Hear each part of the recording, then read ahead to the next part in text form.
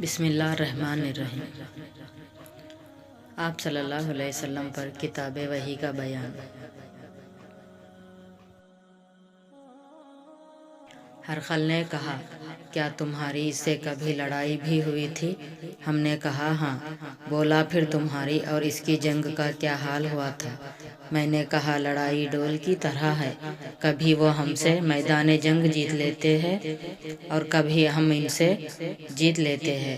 پھر ہرقل نے پوچھا، وہ تمہیں کس بات کا حکم دیتا ہے؟ میں نے کہا، وہ کہتا ہے کہ صرف ایک اللہ ہی کی عبادت کرو، اس کا کسی کو شریک نہ بناؤ، اور اپنے باپ دادا کی شرک کی باتیں چھوڑ دو، اور ہمیں نماز پڑھنے، سچ بولنے، پرہیزگار اور صلہ رحمی کی حکم دیتا ہے۔ یہ سب سن کر پھر ہرقل نے اپنے ترجمان سے کہا کہ ابو سفیان سے کہہ دے کہ میں نے تم سے اس کا نسب پوچھا تو تم نے کہا کہ وہ ہم میں سے اعلیٰ نسب ہے، اور پیغمبر اپنے قوم میں اعلیٰ نسب ہی بھیجا جایا کرتے ہیں۔ میں نے تم سے پوچھا کہ دعویٰ نبوت کی یہ بات تمہارے اندر اس سے پہلے کسی اور نے بھی کہی تھی تو تم نے جواب دیا کہ نہیں۔ تب میں نے اپنے دل میں کہا کہ اگر یہ بات اس سے پہلے کسی نے کہی ہوتی تو میں سمجھ جاتا کہ اس شخص نے اس بات کی تقلید کی ہے جو پہلے کہی جا چکی ہے۔ میں نے تم سے پوچھا کہ اس کے بڑوں میں کوئی بادشاہ بھی گزرا ہے؟ تم نے کہا نہیں۔ تو میں نے دل میں کہا کہ ان کے بزرگوں میں سے کوئی بادشاہ ہوا ہوگا تو کہہ دوں گا کہ وہ شخص اس بہانے اپنے آباء و اجداد کی بادشاہت اور ان کا ملک دوبارہ حاصل کرنا چاہتا ہے۔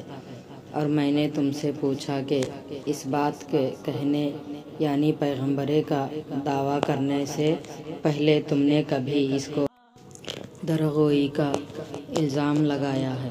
تم نے کہا کہ نہیں۔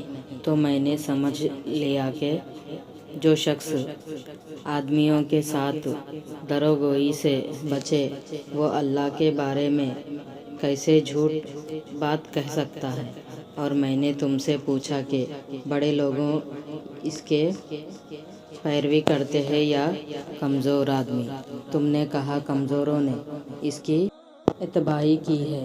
تو دراصل یہی لوگ پیغمبری کا متبعین ہوتے ہیں۔ اور میں نے تم سے پوچھا کہ اس کے ساتھی بڑھ رہے ہیں یا کم ہو رہے ہیں؟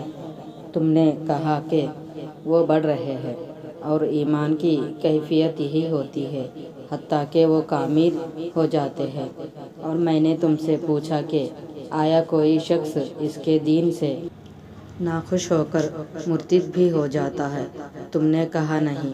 تو ایمان کی خاصیت بھی یہی ہے جن کی دلوں میں اس کی مسرت رچ بس جاتی ہے وہ اس سے لوٹا نہیں کرتے۔ میں نے تم سے پوچھا کہ آیا وہ کبھی عہد شکنی کرتے ہیں؟ تم نے کہا نہیں۔ پیغمبروں کا یہی حال ہوتا ہے، وہ عہد کی خلاف ورزی نہیں کرتے۔ اور میں نے تم سے کہا وہ تم سے کس چیز کے لیے کہتے ہیں؟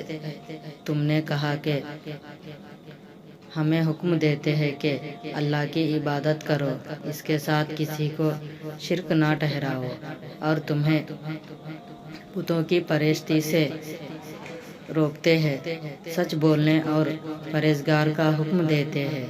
لہٰذا اگر یہ باتیں جو تم کہہ رہے ہو وہ سچ ہے تو عنقریب وہ اس جگہ کا مالک ہوگا جہاں میرے یہ دونوں پاؤں ہیں۔ مجھے معلوم تھا کہ وہ پیغمبر آنے والے ہیں، مگر مجھے یہ معلوم نہیں تھا کہ وہ تمہارے اندر ہوگا۔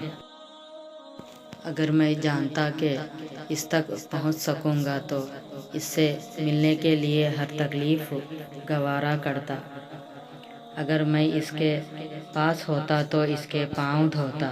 ہرقل نے رسول اللہ صلی اللہ علیہ وسلم کا وہ خط منگایا جو آپ نے وحیہ کلب رضی اللہ عنہ کے ذریعے حاکم بصرہ کے پاس بھیجا تھا اور اس نے وہ ہرقل کے پاس بھیج دیا تھا۔